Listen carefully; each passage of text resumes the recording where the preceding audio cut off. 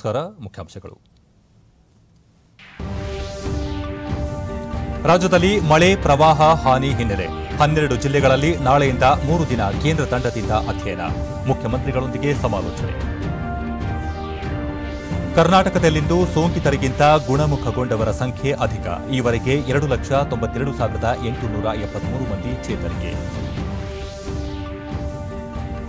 COVID-19 ಹಿನ್ನೆಲೆಯಲ್ಲಿ ಸ್ಥಗಿತಗೊಂಡಿದ್ದ metro ಸೇವೆ ದೇಶಾದ್ಯಂತ ಪುನರಾರಂಭಕ್ಕೆ ಸಿದ್ಧತೆ, ಪ್ರಯಾಣಿಕರ ಸುರಕ್ಷತೆಗೆ ಹೆಚ್ಚಿನ ಒತ್ತು. ಉನ್ನತ ಶಿಕ್ಷಣ ಪರಿವರ್ತನೆಯಲ್ಲಿ ಎನ್ಇಪಿ 2020 ಪಾತ್ರ ಕುರಿತು ನಾಳೆ ರಾಜ್ಯಪಾಲರ ಸಮ್ಮೇಳನ, ರಾಷ್ಟ್ರಪತಿ ರಾಮನಾಥ್ ಕೋವಿಂದ್, ಪ್ರಧಾನಿ ನರೇಂದ್ರ ಮೋದಿ ಭಾಷಣ. ವಾರ್ತೆಗಳ ವಿವರ. ರಾಜ್ಯದ 12 ಜಿಲ್ಲೆಗಳಲ್ಲಿ ಮಳೆಯಿಂದ ಉಂಟಾಗಿರುವ ನಷ್ಟವನ್ನು ಅಧ್ಯಯನ ಮಾಡಲು ಕೇಂದ್ರ ಗೃಹ ಸಚಿವಾಲಯದ ಜಂಟಿ ಕಾರ್ಯದರ್ಶಿ ಕೆಬಿ ಪ್ರತಾಪ್ ನೇತೃತ್ವದ 6 ಸದಸ್ಯರ ಕೇಂದ್ರ ತಂಡ ನಾಳೆ ರಾಜ್ಯಕ್ಕೆ ಆಗಮಿಸಲಿದೆ. 2 ತಂಡಗಳಾಗಿ ಪ್ರವಾಹ ಬಾಧಿತ ಜಿಲ್ಲೆಗಳಲ್ಲಿ ನಾಳೆಯಿಂದ 3 ದಿನ ಅಧ್ಯಯನ ನಡೆಸಲಿದೆ. ಕೇಂದ್ರ ತಂಡ ಮಳೆಯಿಂದ ಉಂಟಾದ ಪ್ರವಾಹ ಹಾಗೂ ಅದರ ಹಾನಿಯ ಕುರಿತು ಅಧ್ಯಯನ ನಡೆಸಲು ಕೊಡಗು, ಶಿವಮೊಗ್ಗ, ದಕ್ಷಿಣ ಕನ್ನಡ, ಬೆಳಗಾವಿ, ಚಿಕ್ಕಮಗಳೂರು, ಕಲಬುರಗಿ, ಬಳ್ಳಾರಿ ಮತ್ತು ಕೊಪ್ಪಳ ಜಿಲ್ಲೆಗಳಿಗೆ ಭೇಟಿ ನೀಡಲಿದೆ. ಭೇಟಿಯ ಸಂದರ್ಭದಲ್ಲಿ ಸಂಬಂಧಿಸಿದ ಜಿಲ್ಲಾಧಿಕಾರಿಗಳೊಂದಿಗೆ ಹಾನಿಯ ಕುರಿತು ಕೇಂದ್ರ ತಂಡ ಮಾಹಿತಿ ಪಡೆಯಲಿದೆ. ಮಳೆಯಿಂದಾದ ಅನಾಹುತಗಳಿಗೆ ಪರಿಹಾರ ನೀಡಲು 4,800 ಕೋಟಿ ರೂಪಾಯಿ ನೆರವು ನೀಡುವಂತೆ ರಾಜ್ಯ ಸರ್ಕಾರ ಈಗಾಗಲೇ ಕೇಂದ್ರ ಸರ್ಕಾರಕ್ಕೆ ಮನವಿ ಸಲ್ಲಿಸಿದೆ. ಕೇಂದ್ರ ತಂಡ ಈ ಜಿಲ್ಲೆಗಳಿಗೆ ಭೇಟಿ ನೀಡಿದ ಬಳಿಕ ಅಲ್ಲಿನ ಬೆಳೆ, ಮನೆ ಹಾನಿ, ಜಾನುವಾರುಗಳ ಮೇವು, ಜನರ ಸಾವು ನೋವು ಸೇರಿದಂತೆ ಇನ್ನಿತರ ಎಲ್ಲ ಮಾಹಿತಿಗಳನ್ನು ಕಲೆ ಹಾಕಲಿದೆ. ಕಡೆಯ ದಿನ ಮುಖ್ಯಮಂತ್ರಿ ಅವರೊಂದಿಗೆ ಚರ್ಚೆ ನಡೆಸಲಿದ್ದು, ಈ ವೇಳೆ ರಾಜ್ಯ ಸರ್ಕಾರದ ಪರವಾಗಿ ಕೇಂದ್ರ ತಂಡಕ್ಕೆ ಅಂದಾಜು ನಷ್ಟದ ಬಗ್ಗೆ ಮಾಹಿತಿ ನೀಡುವ ಸಾಧ್ಯತೆಗಳಿವೆ. ಈಗಾಗಲೇ ಪ್ರವಾಹ ಬಾಧಿತ ಹಾಗೂ ಮಳೆಯಿಂದಾದ ಹಾನಿಗೊಳಗಾದ ಜಿಲ್ಲೆಗಳಲ್ಲಿ ಮುಖ್ಯಮಂತ್ರಿ ಬಿಎಸ್ ಯಡಿಯೂರಪ್ಪ ಅವರು ವೈಮಾನಿಕ ಸಮೀಕ್ಷೆ ನಡೆಸಿದ್ದಾರೆ. ಕೇಂದ್ರ ಸರ್ಕಾರ ರಾಷ್ಟ್ರೀಯ ವಿಪತ್ತು ನಿರ್ವಹಣಾ ನಿಧಿಯಡಿ ಈಗಾಗಲೇ ಮಳೆ ಸಂಬಂಧಿಸಿದ ಪರಿಹಾರ ಕಾಮಗಾರಿ ಕೈಗೊಳ್ಳಲು 395 ಕೋಟಿ ರೂಪಾಯಿ ಬಿಡುಗಡೆ ಮಾಡಿದೆ.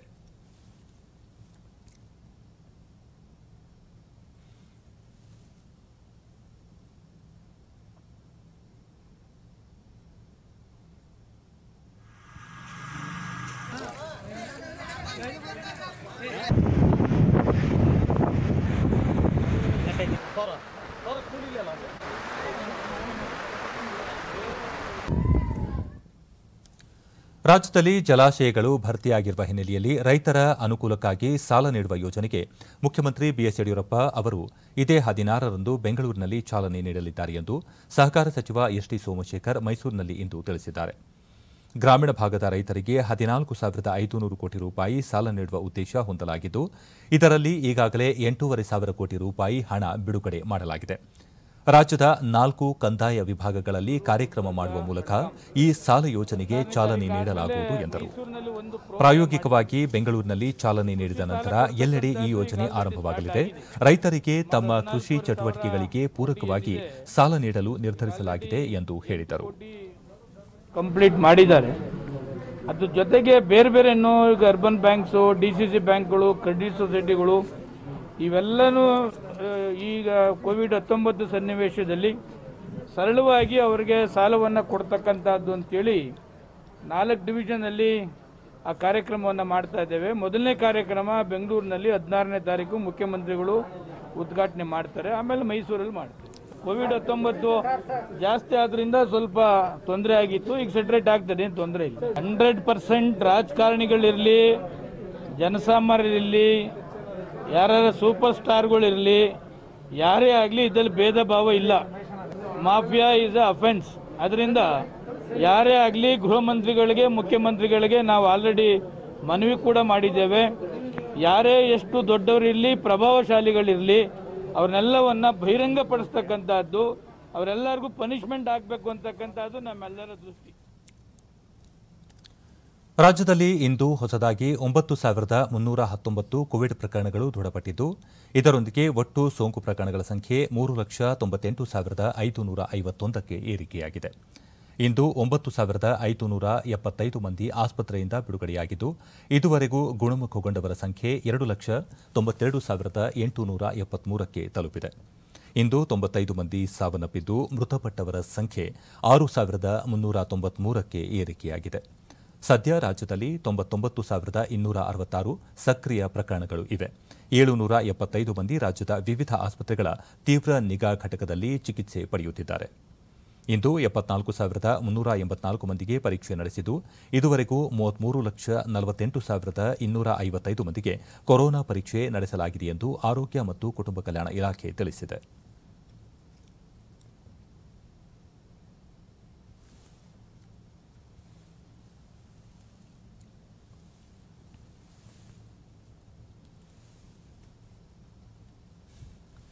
ಬೆಂಗಳೂರಿನಲ್ಲಿ 2,824 ಮಂದಿಗೆ ಸೋಂಕು ತಗುಲಿದ್ದು ಒಟ್ಟು ಸೋಂಕು ಪ್ರಕರಣಗಳ ಸಂಖ್ಯೆ 1,47,581ಕ್ಕೆ ಏರಿಕೆಯಾಗಿದೆ.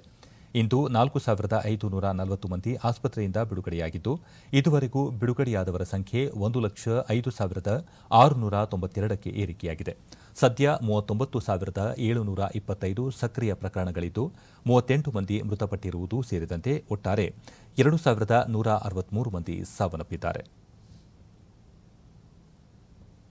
ವಿವಿಧ ಜಿಲ್ಲೆಗಳಲ್ಲಿ ವರದಿಯಾಗಿರುವ ಪ್ರಕರಣಗಳ ವಿವರ ಇಂತಿದೆ.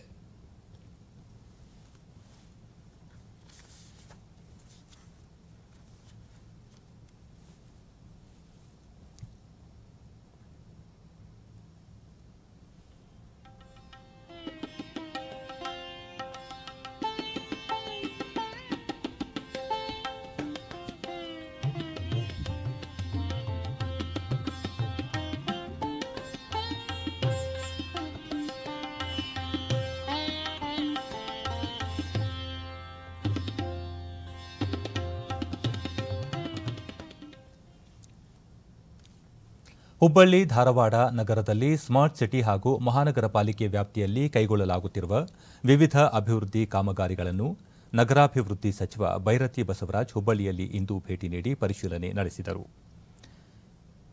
ಇಂದಿರಾ ಗಾಂಧಿ ಗಾಜಿನ ಮನೆಯ ಅಭಿವೃದ್ಧಿ ಕಾರ್ಯ, ಚಿಟಗುಪ್ಪಿಯ ಆಸ್ಪತ್ರೆ ನಿರ್ಮಾಣ ಕಾಮಗಾರಿ, ಮೀನು ಮಾರುಕಟ್ಟೆಯಲ್ಲಿ ವ್ಯಾಪಾರಸ್ಥರ ಸಮಸ್ಯೆಗಳು, ಗಂಟಿಗೇರಿಯ ಸರ್ಕಾರಿ ಮಾದರಿ ಕನ್ನಡ ಶಾಲೆಯ ದುರಸ್ತಿ ಕಾರ್ಯ ಮತ್ತಿತರ ಚಟುವಟಿಕೆಗಳ ಕುರಿತು ಅಧಿಕಾರಿಗಳೊಂದಿಗೆ ಪರಿಶೀಲನೆ ನಡೆಸಿದರು.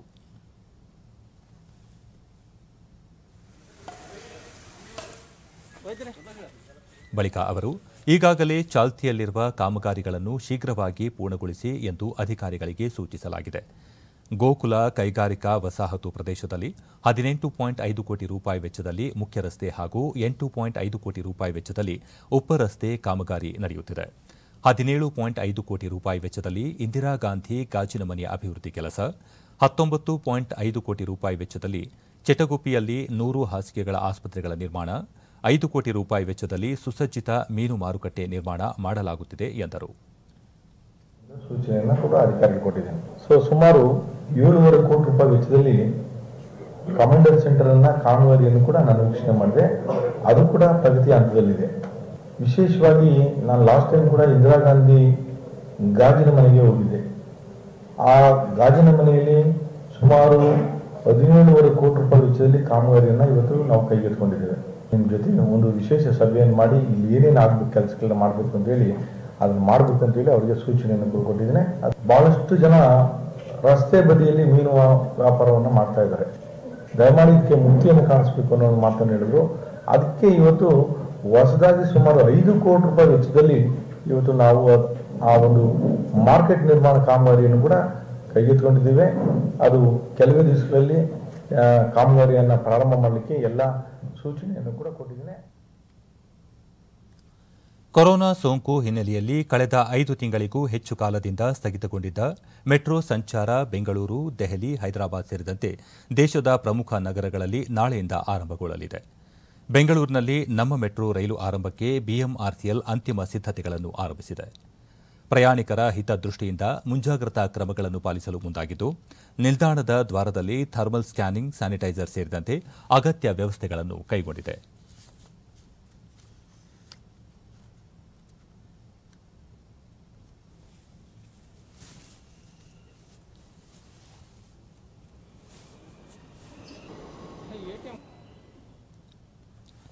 ನಿಗಮದ ಕಾರ್ಯಾಚರಣೆ ಮತ್ತು ನಿರ್ವಹಣಾ ವಿಭಾಗದ ಕಾರ್ಯನಿರ್ವಾಹಕ ನಿರ್ದೇಶಕ ಎಎಸ್ ಶಂಕರ್ ನಾಳೆ ಬೆಳಗ್ಗೆ 8ರಿಂದ 11ರವರೆಗೆ ಹಾಗೂ ಸಂಜೆ 4ರಿಂದ 7:30ರವರೆಗೆ ಮೆಟ್ರೋ ರೈಲು ಸಂಚಾರ ಸೇವೆ ನೇರಳೆ ಮಾರ್ಗದಲ್ಲಿ ಆರಂಭವಾಗಲಿದ್ದು, ಇದೇ 9 ಮತ್ತು 10ರಂದು ಹಸಿರು ಮಾರ್ಗದಲ್ಲಿ ಸೇವೆಗಳು ಲಭ್ಯವಾಗಲಿವೆ.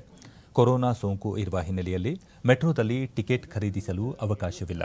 ಸ್ಮಾರ್ಟ್ ಕಾರ್ಡ್ ಹೊಂದಿದವರಷ್ಟೇ ಸಂಚಾರಕ್ಕೆ ಅವಕಾಶ ಕಲ್ಪಿಸಲಾಗಿದೆ. ಸೆಪ್ಟೆಂಬರ್ 11ರಿಂದ ಬೆಳಗ್ಗೆ 7ರಿಂದ ರಾತ್ರಿ 9ರವರೆಗೆ 2 ಮಾರ್ಗಗಳಲ್ಲಿ ಮೆಟ್ರೋ ಸಂಚಾರ ಸೇವೆಯನ್ನು ವಿಸ್ತರಿಸಲಾಗುವುದು. ಒಂದೊಂದು ಮಾರ್ಗದಲ್ಲೂ ಕನಿಷ್ಠ 140 ಟ್ರಿಪ್ಗಳಲ್ಲಿ 5ರಿಂದ 10 ನಿಮಿಷದ ಅವಧಿಯಲ್ಲಿ ರೈಲು ಸಂಚರಿಸಲಿವೆ ಎಂದು ತಿಳಿಸಿದರು.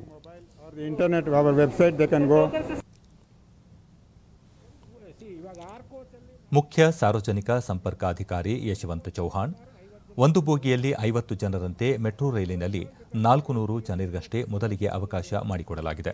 ಒಬ್ಬರನ್ನು ಬಿಟ್ಟು ಮತ್ತೊಬ್ಬರು ಕುಳಿತುಕೊಳ್ಳಲು ವ್ಯವಸ್ಥೆ ಕಲ್ಪಿಸಲಾಗಿದ್ದು, ವ್ಯಕ್ತಿಗತ ಅಂತರಕ್ಕೆ ಒತ್ತು ನೀಡಲಾಗಿದೆ ಎಂದರು.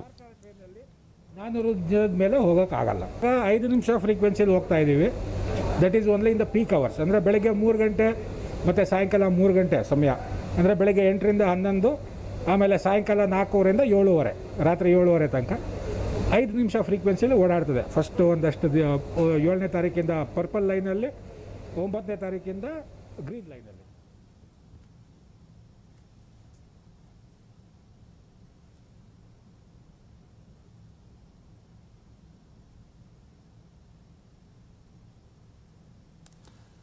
ರಾಷ್ಟ್ರಪತಿ ರಾಮನಾಥ್ ಕೋವಿಂದ್ ಹಾಗೂ ಪ್ರಧಾನಿ ನರೇಂದ್ರ ಮೋದಿ ಅವರು ನಾಳೆ ರಾಷ್ಟ್ರೀಯ ಶಿಕ್ಷಣ ನೀತಿ ಕುರಿತ ರಾಜ್ಯಪಾಲರ ಸಮ್ಮೇಳನವನ್ನು ಉದ್ದೇಶಿಸಿ ವಿಡಿಯೋ ಕಾನ್ಫರೆನ್ಸ್ ಮೂಲಕ ಮಾತನಾಡಲಿದ್ದಾರೆ.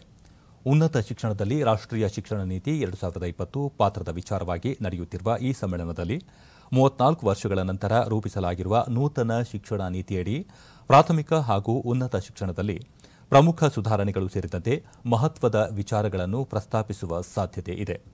ನೂತನ ರಾಷ್ಟ್ರೀಯ ಶಿಕ್ಷಣ ನೀತಿ ಭಾರತವು ಶಿಕ್ಷಣ ವಲಯದಲ್ಲಿ ವಿಶ್ವಮಟ್ಟದಲ್ಲಿ ಮುಂಚೂಣಿಗೆ ಬರಲು ಸಹಕಾರಿಯಾಗಲಿದೆ. ಈ ಸಮ್ಮೇಳನದಲ್ಲಿ ಎಲ್ಲ ರಾಜ್ಯಗಳ ಶಿಕ್ಷಣ ಸಚಿವರು, ವಿಶ್ವವಿದ್ಯಾಲಯಗಳ ಕುಲಪತಿಗಳು, ಹಿರಿಯ ಅಧಿಕಾರಿಗಳು ಭಾಗವಹಿಸಲಿದ್ದಾರೆ. ಇರಾನ್ ಪ್ರವಾಸದಲ್ಲಿರುವ ಭಾರತದ ರಕ್ಷಣಾ ಸಚಿವ ರಾಜನಾಥ್ ಸಿಂಗ್ ಅವರಿಂದು ಇರಾನ್ ರಕ್ಷಣಾ ಸಚಿವ ಬ್ರಿಗೇಡಿಯರ್ ಜನರಲ್ ಅಮೀರ್ ಹಟಾಮಿ ಅವರನ್ನು ಟೆಹರಾನ್ನಲ್ಲಿ ಭೇಟಿಯಾಗಿ ಮಾತುಕತೆ ನಡೆಸಿದರು.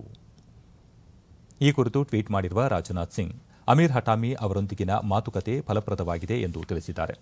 ಅಫ್ಘಾನಿಸ್ತಾನದಲ್ಲಿ ಶಾಂತಿ ಕಾಯ್ದುಕೊಳ್ಳುವುದು, ಸ್ಥಳೀಯ ಭದ್ರತಾ ಸಂಗತಿಗಳು ಸೇರಿದಂತೆ ಉಭಯ ರಾಷ್ಟ್ರಗಳ ಸಹಕಾರಕ್ಕೆ ಸಂಬಂಧಿತ ಅಂಶಗಳ ಕುರಿತು ಚರ್ಚೆ ನಡೆಸಿರುವುದಾಗಿ ಅವರು ತಿಳಿಸಿದ್ದಾರೆ.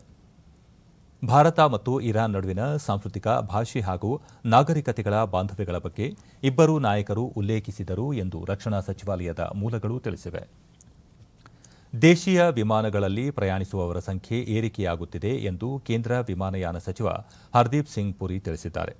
ನಿನ್ನೆ ಒಂದೇ ದಿನ ದೇಶದಲ್ಲಿ 1,165 ವಿಮಾನಗಳ ಮೂಲಕ 1,29,319 ಜನರು ಪ್ರಯಾಣಿಸಿದ್ದಾರೆ ಎಂದು ಮಾಹಿತಿ ಹಂಚಿಕೊಂಡಿರುವ ಅವರು, ಪ್ರಯಾಣಿಕರ ಹೆಚ್ಚಳವಾಗುವ ಭರವಸೆಯಿದೆ ಎಂದು ಹೇಳಿದ್ದಾರೆ.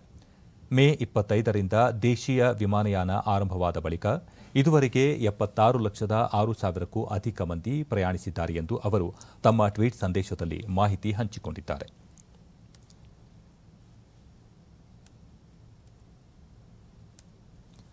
ಕೋವಿಡ್-19 ನಿಯಂತ್ರಣ ಮತ್ತು ನಿರ್ವಹಣೆಯ ಕುರಿತು ದೇಶದ 35 ಜಿಲ್ಲೆಗಳಲ್ಲಿ ಕೈಗೊಂಡ ಕ್ರಮಗಳ ಬಗ್ಗೆ ಕೇಂದ್ರ ಆರೋಗ್ಯ ಸಚಿವಾಲಯವು ಇಂದು ಪರಾಮರ್ಶೆ ನಡೆಸಿತು.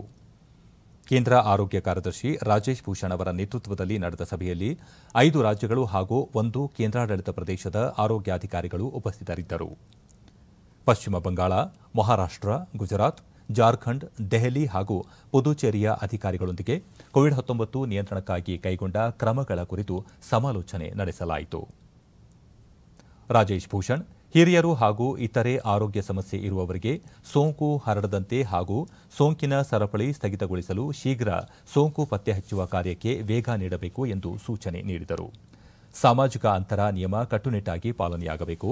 ಮನೆಯಲ್ಲೇ ಪ್ರತ್ಯೇಕವಾಗಿರುವ ಸೋಂಕಿತರ ಬಗ್ಗೆ ಗಮನ ಕೊಡಬೇಕು. ಸಮಸ್ಯೆ ಹೆಚ್ಚಿದರೆ ತಕ್ಷಣ ಆಸ್ಪತ್ರೆಗೆ ಕರೆತರುವ ವ್ಯವಸ್ಥೆಯಾಗಬೇಕು ಎಂದು ಅವರು ನಿರ್ದೇಶನ ನೀಡಿದರು. ಮುಂದಿನ 1 ತಿಂಗಳಲ್ಲಿ ಕೈಗೊಳ್ಳಬೇಕಾದ ಕ್ರಮಗಳ ಕುರಿತಾಗಿಯೂ ಸಭೆಯಲ್ಲಿ ಚರ್ಚೆ ನಡೆಸಲಾಯಿತು. ದೇಶದಲ್ಲಿ ಕೊರೋನಾ ಸೋಂಕಿನಿಂದ ಗುಣಮುಖರಾಗುತ್ತಿರುವವರ ಪ್ರಮಾಣ 77.32ಕ್ಕೆ ಹೆಚ್ಚಳವಾಗಿದೆ. ಈ ಮಧ್ಯೆ ದೇಶದಲ್ಲಿ ಒಟ್ಟು ಸೋಂಕಿತರ ಸಂಖ್ಯೆ 41,13,811ಕ್ಕೆ ಏರಿಕೆಯಾಗಿದೆ. ಈವರೆಗೆ 31,80,865 ಸೋಂಕಿತರು ಗುಣಮುಖರಾಗಿದ್ದಾರೆ. ಇದುವರೆಗೆ 70,626 ಮಂದಿ ಮೃತಪಟ್ಟಿದ್ದು, ಮರಣ ಪ್ರಮಾಣ ಶೇಕಡಾ 1.72ಕ್ಕೆ ಇಳಿಕೆಯಾಗಿದೆ. 8,62,320 ಸೋಂಕಿತರು ಚಿಕಿತ್ಸೆ ಪಡೆಯುತ್ತಿದ್ದು, ಸಕ್ರಿಯ ಪ್ರಕರಣಗಳ ಸಂಖ್ಯೆ ಶೇಕಡಾ 20.96ಕ್ಕೆ ತಗ್ಗಿದೆ.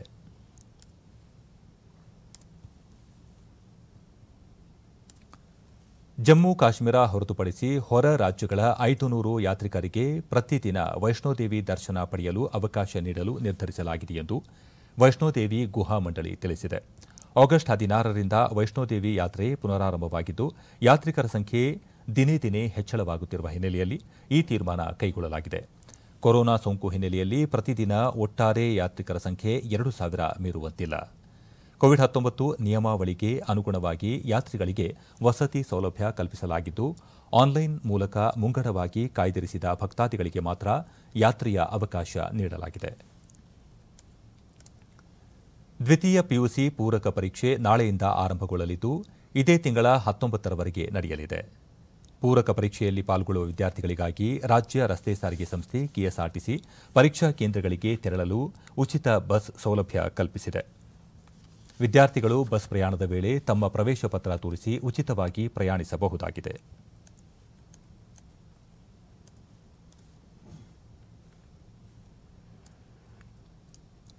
ವಾರ್ತಾ ಮತ್ತು ಪ್ರಸಾರ ಸಚಿವಾಲಯ, ರಾಷ್ಟ್ರೀಯ ಚಲನಚಿತ್ರ ಅಭಿವೃದ್ಧಿ ನಿಗಮ ಹಾಗೂ ಡಿಡಿ ನ್ಯೂಸ್ ಸಹಯೋಗದಲ್ಲಿ ನಡೆದ ರಾಷ್ಟ್ರೀಯ ಕಿರುಚಿತ್ರ ಸ್ಪರ್ಧೆಯಲ್ಲಿ ಕರ್ನಾಟಕದ ಸಮ್ಮಾನ್ ಕಿರುಚಿತ್ರಕ್ಕೆ 4ನೇ ಸ್ಥಾನ ದೊರೆತಿದ್ದು, ಸಚಿವ ಪ್ರಕಾಶ್ ಜಾವಡೇಕರ್ ವಿಜೇತರಿಗೆ ಅಭಿನಂದನೆ ಸಲ್ಲಿಸಿದ್ದಾರೆ. ವಿವಿಧ ರಾಜ್ಯಗಳ ಒಟ್ಟು 886 ಮಂದಿ ಈ ಸ್ಪರ್ಧೆಯಲ್ಲಿ ಭಾಗವಹಿಸಿದ್ದು, ಬಂಗಾಳಿಯ ಕಿರುಚಿತ್ರಕ್ಕೆ ಪ್ರಥಮ ಬಹುಮಾನ ಸಂದಿದೆ. 3 ನಿಮಿಷಗಳ ಈ ಕಿರುಚಿತ್ರದಲ್ಲಿ ದೇಶಭಕ್ತಿ ಮತ್ತು ಸ್ವಾವಲಂಬನೆಯ ಪರಿಕಲ್ಪನೆಯನ್ನು ತಿಳಿಸಲಾಗಿದ್ದು, ಪುಟ್ಟ ಬಾಲಕಿ ಸೇರಿ 14 ಜನರು ತಮ್ಮ ಪಾತ್ರ ನಿರ್ವಹಿಸಿದ್ದಾರೆ. ಪುಟ್ಟ ಹುಡುಗಿಯೊಬ್ಬಳು ಸೂಪರ್ ಮಾರ್ಕೆಟ್ನಲ್ಲಿ ದೇಶಭಕ್ತಿ ಸಾರುವ ಸಂದೇಶವಿದ್ದು, ಸ್ವಾವಲಂಬನೆಯ ಮಹತ್ವವನ್ನು ತಿಳಿಸುವ ಪ್ರಯತ್ನ ಇದರಲ್ಲಿದೆ. I for ice cream, B for for newspaper. अच्छा ठीक है, अब बताओ. A for अब्बका Devi, B for Bhagat Singh, C for Chandrashekhar Azad, D for Dayanand Saraswati, I for Indian National Army, J for Jawaharlal Nehru, K for Kittur Rani Channamma, L for Lala Lajpat Rai, M for Mangal Pandey, U for Uddam Singh, P for Vinayak Damodar Savarkar, F for Sangolle Rai. ಅದರಲ್ಲಿ ನಾವು ನಮ್ಮ ಬಿಜಾಪುರದಿಂದ ನಾವೆಲ್ಲರೂ ನಮ್ಮ team ಸೇರ್ಕೊಂಡು DD ನ್ಯೂಸ್ನೊಂದಿಗೆ Samman ಚಿತ್ರದ ನಿರ್ದೇಶಕ Shiva C Biradar, ಪ್ರಧಾನಿ ನರೇಂದ್ರ ಮೋದಿ ಸ್ವಾವಲಂಬಿ ಭಾರತ ಕಲ್ಪನೆಯನ್ನು ಈ ಚಿತ್ರದಲ್ಲಿ ಸಾಕಾರಗೊಳಿಸಲಾಗಿದೆ ಎಂದು ಮಾಹಿತಿ ನೀಡಿದರು.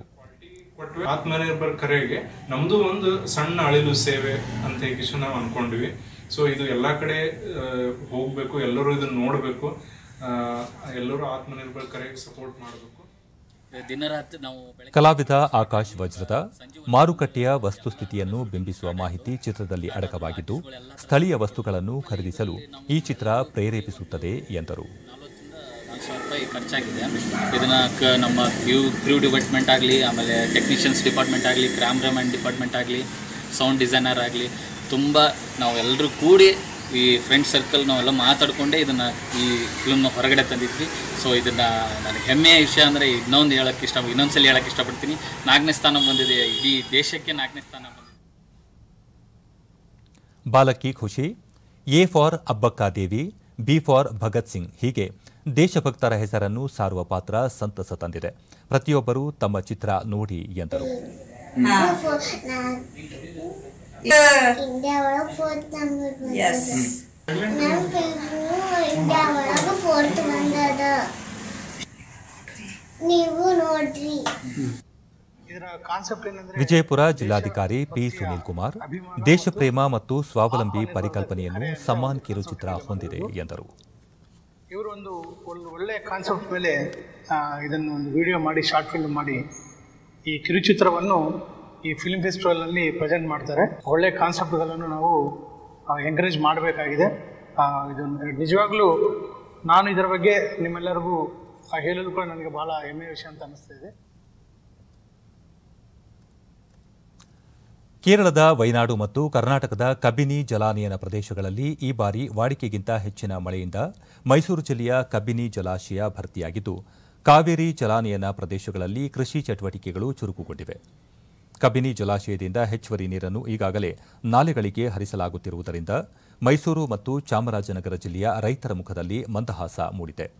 ಕೊಳ್ಳೇಗಾಲ ಮತ್ತು ಯಳಂದೂರು ತಾಲೂಕುಗಳಲ್ಲಿ ರೈತರು ಗದ್ದೆ ಹದಗೊಳಿಸುವ, ಕಳೆ ತೆಗೆಯುವ, ನಾಟಿ ಮಾಡುವ ಕೆಲಸಗಳಲ್ಲಿ ತೊಡಗಿದ್ದಾರೆ. ಒಟ್ಟಾರೆ ಬಿತ್ತನೆ ಚಟುವಟಿಕೆ ಗರಿಗೆದರಿದ್ದು ಭತ್ತ, ಪೈರು, ಕಬ್ಬು ಬೆಳೆ ರೈತರ ಹೊಲಗಳಲ್ಲಿ ನಳನಳಿಸುತ್ತಿದೆ.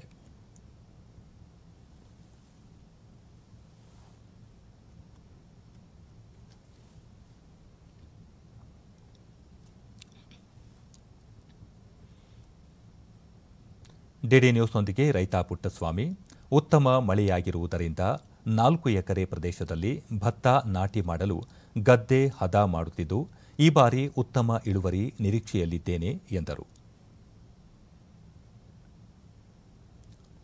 4 ಎಕರೆ ಜಮೀನು ಐತೆ, ಪೂರ್ಣ ನೀರು ಫುಲ್ ನೀರು ಬಿಟ್ಟಿದ್ದಾರೆ, ಅದೇನು ತೊಂದರೆ ಇಲ್ಲ. ವರ್ಷ ಎರ್ಚದ ಭತ್ತ ಎರ್ತಾವ್ರೆ, ಚೆಲ್ದು ಪೆನ್ನ ಸೂಪರ್ ಹಾಕಿದ್ದೀನಿ, ಫುಲ್ ನೀರು ಏನು ಬರ್ತಾ ಇದೆ. ಈಗ ಉಳಿಸಿ ಗದ್ದೆನ ಅಚ್ಚುಕಟ್ಟು ಮಾಡ್ತಾಮಿ. ಇನ್ನೊಂದು 15 ಗಂಟೆ ನಾಟಿ ಆಯ್ತವೆ.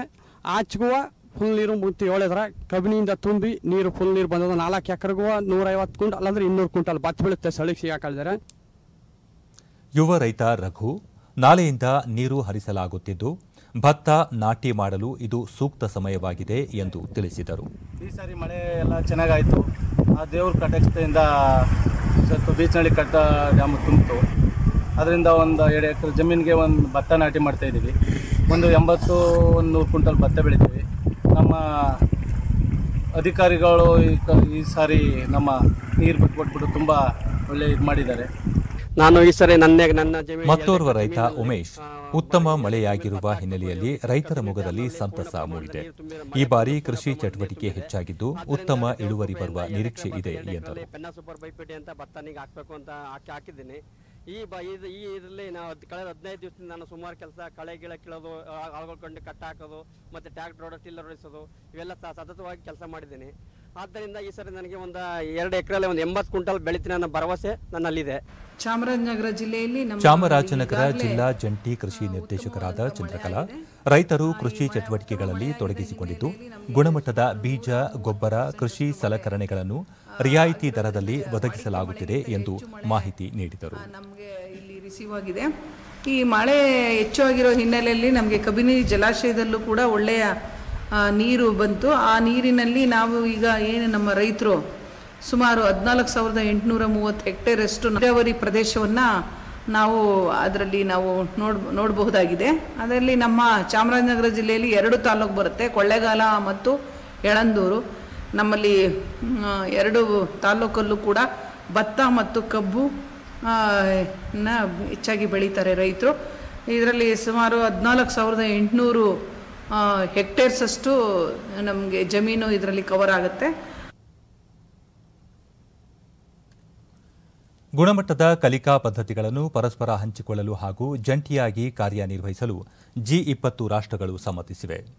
G20 ರಾಷ್ಟ್ರಗಳ ಶಿಕ್ಷಣ ಸಚಿವರ ವರ್ಚುವಲ್ ಸಭೆಯಲ್ಲಿ ಕೋವಿಡ್-19 ಸೋಂಕು ಸಂದರ್ಭದಲ್ಲೂ ಎಲ್ಲರಿಗೂ ಸಮಗ್ರ ಹಾಗೂ ಸಮಾನ ಗುಣಮಟ್ಟದ ಶಿಕ್ಷಣ ನೀಡುವ ಬದ್ಧತೆಯ ಕುರಿತು ಚರ್ಚಿಸಲಾಯಿತು. ಸಭೆಯಲ್ಲಿ ಪಾಲ್ಗೊಂಡಿದ್ದ ಕೇಂದ್ರ ಶಿಕ್ಷಣ ಸಚಿವ ರಮೇಶ್ ಪೋಖ್ರಿಯಾಲ್ ನಿಶಾಂಕ್ ಶಿಕ್ಷಣ ವ್ಯವಸ್ಥೆಯ ಸುಧಾರಣೆಗೆ ಭಾರತ ಕೈಗೊಂಡಿರುವ ಕ್ರಮಗಳ ಕುರಿತು ವಿವರಿಸಿದರು. ಸಂದಿಗ್ಧ ಸ್ಥಿತಿಯಲ್ಲಿ ಶಿಕ್ಷಣದ ನಿರಂತರತೆ, ಚಿಕ್ಕ ಮಕ್ಕಳ ಶಿಕ್ಷಣ ಹಾಗೂ ಅಂತಾರಾಷ್ಟ್ರೀಯ ಮಟ್ಟದಲ್ಲಿ ಶಿಕ್ಷಣ ವ್ಯವಸ್ಥೆ ಕುರಿತಂತೆ ಸಮಾಲೋಚನೆ ನಡೆಸಲಾಯಿತು. ಎನ್ಡಿಎ ಮತ್ತು ಎನ್ಎ ಪರೀಕ್ಷೆಗಳನ್ನು ಕೇಂದ್ರ ಲೋಕಸೇವಾ ಆಯೋಗವು ಇಂದು ದೇಶದ ವಿವಿಧ ಕೇಂದ್ರಗಳಲ್ಲಿ ಯಶಸ್ವಿಯಾಗಿ ನಡೆಸಿತು. ರಾಷ್ಟ್ರೀಯ ಸೇನಾ ಅಕಾಡೆಮಿ ಹಾಗೂ ನೌಕಾ ಅಕಾಡೆಮಿ ಪ್ರವೇಶಕ್ಕಾಗಿ ನಡೆಸಲಾಗುವ ಈ ಪರೀಕ್ಷೆಗೆ ದೇಶದ 41 ಪರೀಕ್ಷಾ ಕೇಂದ್ರಗಳಲ್ಲಿ ಹಲವು ಆಕಾಂಕ್ಷಿಗಳು ಹಾಜರಾಗಿದ್ದರು. ಕೋವಿಡ್-19 ಹಿನ್ನೆಲೆಯಲ್ಲಿ ಅಗತ್ಯ ಸುರಕ್ಷತಾ ಕ್ರಮಗಳೊಂದಿಗೆ ಪರೀಕ್ಷೆ ನಡೆಸಲಾಯಿತು ಎಂದು ಅಭ್ಯರ್ಥಿಗಳು ತಿಳಿಸಿದರು.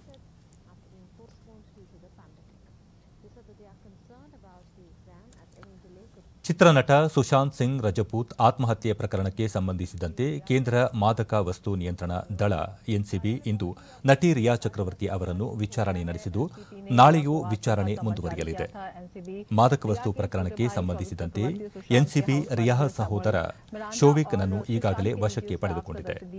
ದೀಪೇಶ್ ಸಾವಂತ್ ಹಾಗೂ ಸುಶಾಂತ್ ಅವರ ಮ್ಯಾನೇಜರ್ ಆಗಿದ್ದ ಸ್ಯಾಮ್ಯುಯಲ್ ಮಿರಾಂಡಾ ಎಂಬುವರನ್ನು ಸಹ ಇದೇ 9ರವರೆಗೆ ವಶಕ್ಕೆ ಪಡೆದು ವಿಚಾರಣೆ ನಡೆಸುತ್ತಿದೆ. ಬಾಲಿವುಡ್ ನಟ ಸುಶಾಂತ್ ಸಿಂಗ್ ರಜಪೂತ್ ಅವರ ನಿಗೂಢ ಆತ್ಮಹತ್ಯೆ ಪ್ರಕರಣದ ಕುರಿತು ಜಾರಿ ನಿರ್ದೇಶನಾಲಯ, ಕೇಂದ್ರೀಯ ತನಿಖಾ ದಳ, ಸಿಬಿಐ ಹಾಗೂ ಮಾದಕ ವಸ್ತು ನಿಯಂತ್ರಣ ದಳಗಳು ಬೇರೆ ಬೇರೆ ಆಯಾಮಗಳಲ್ಲಿ ತನಿಖೆ ನಡೆಸುತ್ತಿವೆ. ಕೇರಳ ಕಾಸರಗೋಡು ಜಿಲ್ಲೆಯ ಜಗದ್ಗುರು ಸಂಸ್ಥಾನಂ ಎಡನೀರು ಮಠಾಧೀಶರಾದ ಕೇಶವಾನಂದ ಭಾರತಿ ಶ್ರೀಗಳು ದೈವಾಧೀನರಾಗಿದ್ದಾರೆ. ಅವರಿಗೆ 79 ವರ್ಷ ವಯಸ್ಸಾಗಿತ್ತು.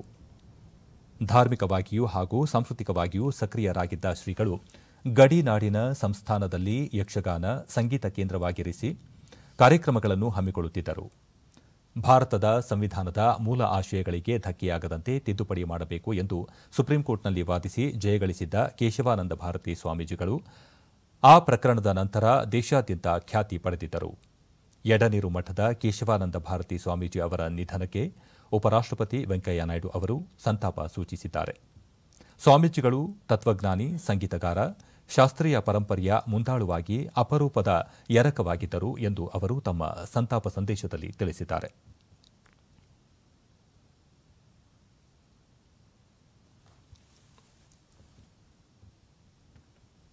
ಪ್ರಧಾನಿ ನರೇಂದ್ರ ಮೋದಿ ತಮ್ಮ ಸಂತಾಪದಲ್ಲಿ ಸಮುದಾಯದ ಸೇವೆ ಮತ್ತು ತುಳಿತಕ್ಕೆ ಒಳಗಾದವರ ಸಬಲೀಕರಣಕ್ಕೆ ವಿಶಿಷ್ಟ ಸೇವೆ ಸಲ್ಲಿಸಿರುವ ಕೇಶವಾನಂದ ಭಾರತಿ ಸ್ವಾಮಿಗಳು ಸ್ಮರಣೀಯರು ಎಂದು ಹೇಳಿದ್ದಾರೆ. ಭಾರತದ ಶ್ರೀಮಂತ ಸಂಸ್ಕೃತಿ ಮತ್ತು ನಮ್ಮ ಶ್ರೇಷ್ಠ ಸಂವಿಧಾನದೊಂದಿಗೆ ಅವರು ಗುರುತಿಸಿಕೊಂಡಿದ್ದಾರೆ. ಅವರ ಸ್ಫೂರ್ತಿ ಹಲವು ತಲೆಮಾರುಗಳಿಗೆ ಮುಂದುವರಿಯಲಿ ಎಂದಿದ್ದಾರೆ. ಮುಖ್ಯಮಂತ್ರಿ ಬಿಎಸ್ ಯಡಿಯೂರಪ್ಪ ಕಾಸರಗೋಡಿನ ಎಡನೀರು ಮಠದ ತೋಟಕಾಚಾರ್ಯ ಪರಂಪರೆಯ ಪೂಜ್ಯ ಕೇಶವಾನಂದ ಭಾರತಿ ತೀರ್ಥ ಸ್ವಾಮೀಜಿಯವರು ಕೃಷ್ಣೈಕ್ಯರಾದ ಸುದ್ದಿ ತಿಳಿದು ದುಃಖವಾಯಿತು. ಪೂಜ್ಯ ಶ್ರೀಗಳಿಗೆ ನನ್ನ ಗೌರವಪೂರ್ವಕ ಶ್ರದ್ಧಾ ನಮನಗಳನ್ನು ಸಲ್ಲಿಸುತ್ತಿದ್ದೇನೆ ಎಂದು ತಮ್ಮ ಟ್ವೀಟ್ ಸಂದೇಶದಲ್ಲಿ ತಿಳಿಸಿದ್ದಾರೆ.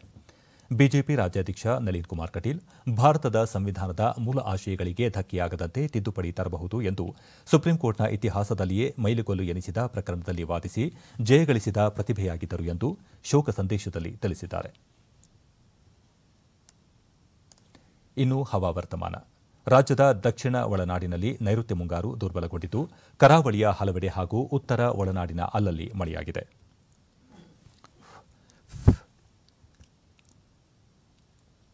ಶೃಂಗೇರಿಯಲ್ಲಿ ಅತಿ ಹೆಚ್ಚು 8 ಸೆಂಟಿಮೀಟರ್ ಮಳೆಯಾಗಿದೆ. ಉಳಿದಂತೆ ಮಾಣಿ 5, ಬ್ರಹ್ಮಾವರ, ಆಗುಂಬೆ 4, ಕಾರ್ಕಳ, ಬೆಳ್ತಂಗಡಿ, ಪಣಂಬೂರು 3, ಧರ್ಮಸ್ಥಳ, ಕೊಲ್ಲೂರು, ಕಮ್ಮರಡಿ, ಹೊಳೆ ನರಸೀಪುರ, ಅರಾಸಳುವಿನಲ್ಲಿ 2 ಸೆಂಟಿಮೀಟರ್ ಮಳೆಯಾಗಿದೆ.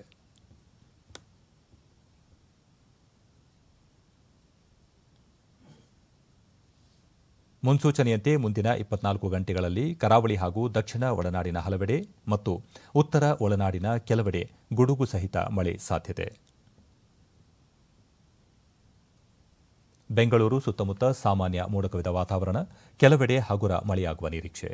ಗರಿಷ್ಠ ತಾಪಮಾನ 29 ಹಾಗೂ ಕನಿಷ್ಠ 22 ಡಿಗ್ರಿ ಸೆಲ್ಸಿಯಸ್ ದಾಖಲು ಸಂಭವ. ಕೊನೆಯಲ್ಲಿ ಮತ್ತೊಮ್ಮೆ ಮುಖ್ಯಾಂಶಗಳು. ರಾಜ್ಯದಲ್ಲಿ ಮಳೆ ಪ್ರವಾಹ ಹಾನಿ ಹಿನ್ನೆಲೆ 12 ಜಿಲ್ಲೆಗಳಲ್ಲಿ ನಾಳೆಯಿಂದ 3 ದಿನ ಕೇಂದ್ರ ತಂಡದಿಂದ ಅಧ್ಯಯನ, ಮುಖ್ಯಮಂತ್ರಿಗಳೊಂದಿಗೆ ಸಮಾಲೋಚನೆ. ಕರ್ನಾಟಕದಲ್ಲಿಂದು ಸೋಂಕಿತರಿಗಿಂತ ಗುಣಮುಖಗೊಂಡವರ ಸಂಖ್ಯೆ ಅಧಿಕ, ಈವರೆಗೆ 2,92,873 ಮಂದಿ ಚೇತರಿಕೆ. ಕೋವಿಡ್-19 ಹಿನ್ನೆಲೆಯಲ್ಲಿ ಸ್ಥಗಿತಗೊಂಡಿದ್ದ ಮೆಟ್ರೋ ಸೇವೆ ದೇಶಾದ್ಯಂತ ಪುನರಾರಂಭಕ್ಕೆ ಸಿದ್ಧತೆ, ಪ್ರಯಾಣಿಕರ ಸುರಕ್ಷತೆಗೆ ಹೆಚ್ಚಿನ ಒತ್ತು. ಉನ್ನತ ಶಿಕ್ಷಣ ಪರಿವರ್ತನೆಯಲ್ಲಿ ಎನ್ಇಪಿ 2020 ಪಾತ್ರ ಕುರಿತು ನಾಳೆ ರಾಜ್ಯಪಾಲರ ಸಮ್ಮೇಳನ, ರಾಷ್ಟ್ರಪತಿ ರಾಮನಾಥ್ ಕೋವಿಂದ್, ಪ್ರಧಾನಿ ನರೇಂದ್ರ ಮೋದಿ ಭಾಷಣ. ಇಲ್ಲಿಗೆ ಇಂದಿನ ವಾರ್ತಾ ಪ್ರಸಾರ ಮುಕ್ತಾಯವಾಯಿತು.